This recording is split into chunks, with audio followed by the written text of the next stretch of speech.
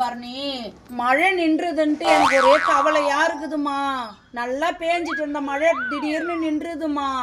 என்னங்க ஆண்டி, அங்கங்க மழை நிக்கணும்னு பூஜை பண்ணிட்டு இருக்காங்க. எல்லார் வீடும் முழுகி போயிடுச்சா மழையில. நீங்க என்னமோ மழை நின்றுச்சுன்னு கவலைப்பட்டுட்டு உட்காந்துருக்கீங்க. சந்தோஷப்படுங்க ஆண்டி, எல்லாரும் பத்திரமா இருக்கணும்ட்டு. அட போமா, இந்த மழை நின்னதுனால என் பொழப்பே போயிடுதுன்னு கவலையில உட்காந்துருக்கிறேம்மா. நானு 10 பைசா வட்டிக்கு 1 லட்சம் வாங்கிட்டு வந்திருக்கிறோமா.